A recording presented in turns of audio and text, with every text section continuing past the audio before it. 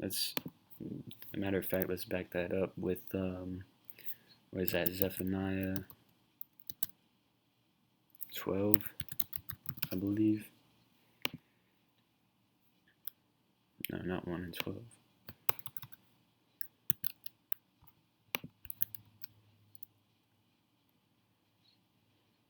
Oh, let's see.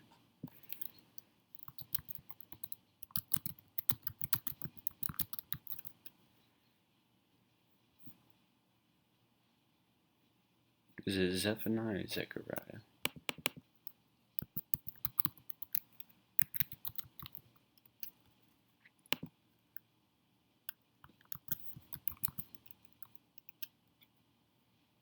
Um,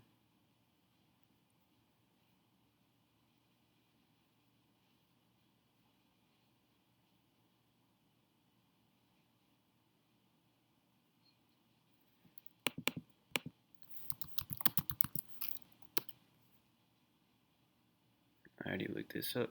Well, this also explains it. This is Psalms 82 and 6. It says, I have said, ye are gods, and all of you are children of the Most High, but ye shall die like men and fall like one of the princes. So it was always part of the Most High's plans that, the Israelites were going to be, gods, of course, with the lowercase g, not to be worshipped as, the Most High.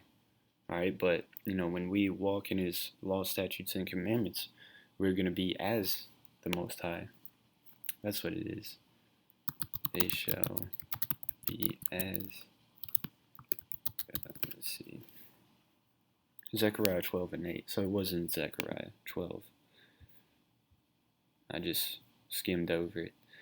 This is Zechariah 12, and I'll start at 7. Actually, let me start up at. I'll start at 6. In that day will I make the governors of Judah like a hearth of fire among the wood, and like a torch of fire in a sheaf, and they shall devour all the people round about, on the right hand and on the left, and Jerusalem shall be inhabited again in her own place, even in Jerusalem. All right, so the governors of Judah, all right, which,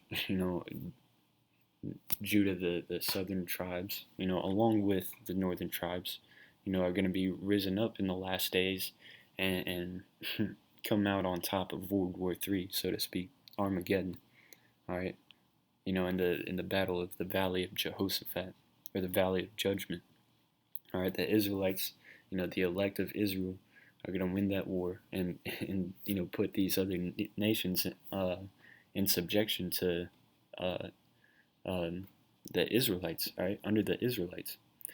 The Lord also shall save the tents of Judah first, that the glory of the house of David and the glory of the inhabitants of Jerusalem do not magnify themselves against Judah.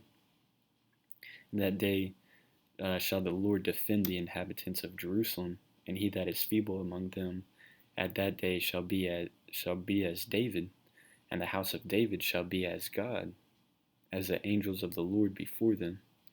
And it shall come to pass in that day that I will seek to destroy all the nations that come against Jerusalem. All right, but the point being is, we're going to be as God. All right, we're going to be as the Most High, because we're going to be programmed with His laws, statutes, and commandments. All right, with His judgments.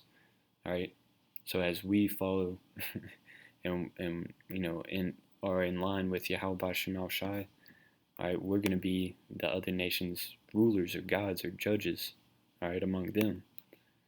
All right, just like Esau is the god of this world. Well, in the kingdom of heaven, the Israelites are going to be the God of, the kingdom of heaven, all right, under Yahweh Bashem Al Shai. I want to be very clear on that. We're not, we're not going to be, the Most High. I'm not saying that, but we're going to be like unto Yahweh Bashem Al Shai, all right.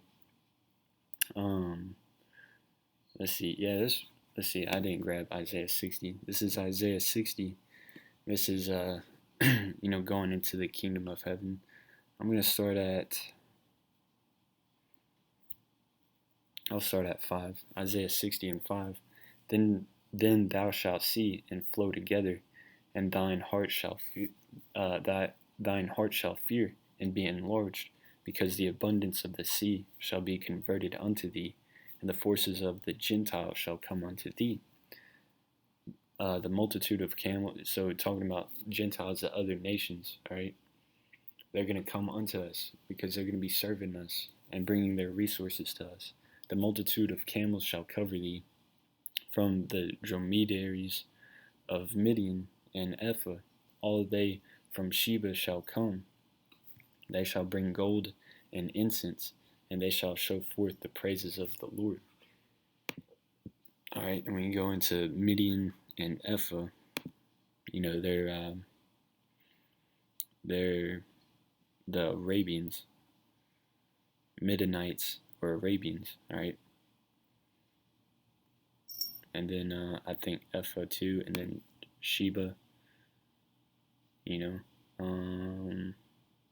A nation in southern Arabia. So yeah, these all these nations are going into the Arabians, all right. But along with the other nations too, Esau, Elam, Moab, Japheth, um, Ham, uh, and Ammon, all right. All of them are going to be paying tribute too. But this chapter is specifically talking about the Arabians. All the flocks of Kedar shall be gathered together unto thee. The rams of Nebaioth shall minister unto thee. They shall come up with acceptance on mine altar, and I will glorify the house of my glory. And then it says, it goes on to, describe us in the chariots, all right? We're going to have chariots in the kingdom of heaven, all right? They're not just going to be used, just to put us back in our land. Those are going to be our vehicles, all right, when we're, in the kingdom of heaven. So it says, who are these that fly as a cloud and as the doves to their windows, all right? Because, which are, clouds, as, the so-called UFOs are the vehicles of the Most High and His angels, all right? And that's what Yahushua is going to be riding, or riding in when He comes back. All right, and they're referred to as clouds and chariots in the scriptures. And then verse 9, it says, surely the isles shall wait for me, and the ships of Tarshish first, to bring thy sons from far, their silver and their gold with them, unto the name of Yahweh thy power, and to the Holy One of Israel, Yahushai, because he hath glorified thee. And the sons of strangers shall build up thy walls, and their kings shall minister unto thee. All right, so we're going to be ruling over the nation's kings. All right, it says the kings of the other nations shall minister unto thee. For in my wrath I smote thee, but in my favor have I mercy on thee.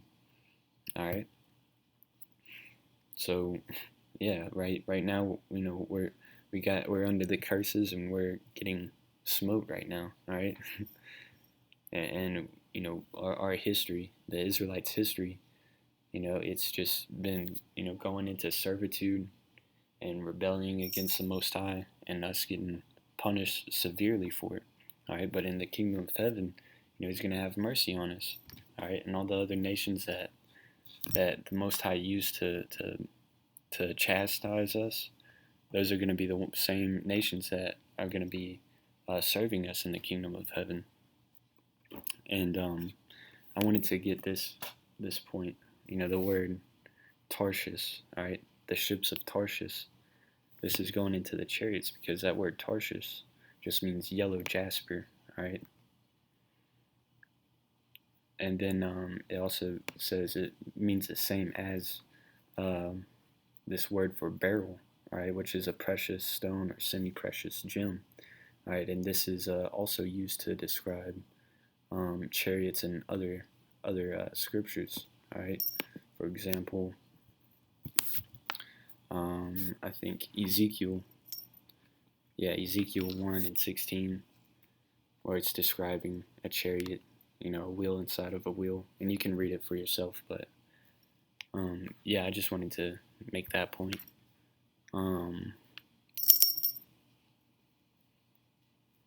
Let's see. Let's go to verse 10. The sons of the strangers, I already read that one. Verse 11, therefore thy gates shall be open continually, they shall not be shut day nor night, that men may bring unto thee the forces of the Gentiles, and that their kings may be brought. For the nation and kingdom that will not serve thee shall perish. Yeah, those nations shall be utterly wasted. All right, so we're gonna have these other nations under subjection. If they don't want to serve us, they're gonna perish. All right, they're gonna be utterly wasted. you know. So yeah, that's pretty much all I wanted to get. So with that, Lord willing, this video was edifying and uplifting. Once again, I'm going to give all praises, honor, and glory to Yahweh, Ba'ashem, Yahushai, Ba'ashem, Rakakodash. Shalom.